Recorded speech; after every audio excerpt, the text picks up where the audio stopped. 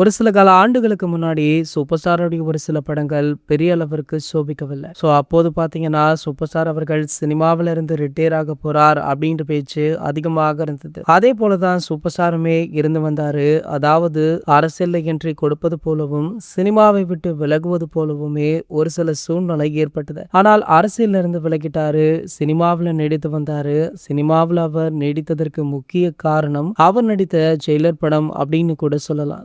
இந்த படம் பார்த்தீங்கன்னா, அவருடைய கெரியரிலேயே மிகப்பெரிய திருப்பு முனையாக அமைஞ்சிருக்கு. அதாவது அதுநாள் வரைக்குமே சூப்பர் ஸ்டாருடைய படங்கள் 400, 500 கோடி தான் வசூலாச்சு. ஆனால் ஜெயிலர் திரைப்படம் கிட்டத்தட்ட 700 கோடி வரை வசூலாச்சு. அவருடைய திரை வாழ்க்கையிலேயே அதிக வசூல் செய்த திரைப்படமாக அந்த படம் அமைஞ்சது. ஆகையால் அந்த படத்துடைய தயாரிப்பாளரான கலாநிதி மாறன் அவர்களுக்குமே மிகப்பெரிய லாபம் கிடைச்சது.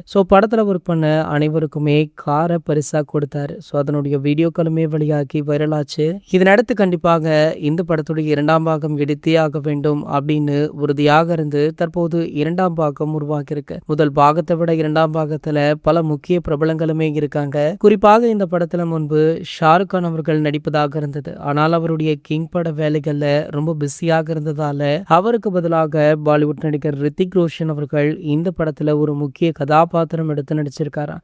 இவரும் சூப்பர் ஸ்டாரும் இருக்கிற ஒரு சில போர்ஷன்கள் தான் கூடிய விரைவில் படத்துடைய ட்ரீசராக ரிலீஸ் ஆக உள்ளது அப்படின்ற தகவல் வைரலுமே ஆகிட்டு இருக்கு. உங்களை யாரெல்லாம் ஜெயிலர் 2 படத்துடைய ட்ரீசருக்காக ஆவலுடன் காத்துட்டு இருக்கீங்க அப்படின்றத கீழே உள்ள கமெண்ட் செக்ஷன்ல கமெண்ட் பண்ணிட்டு நம்மளுடைய சேனலை மறக்காம சப்ஸ்கிரைப் பண்ணிக்கோங்க.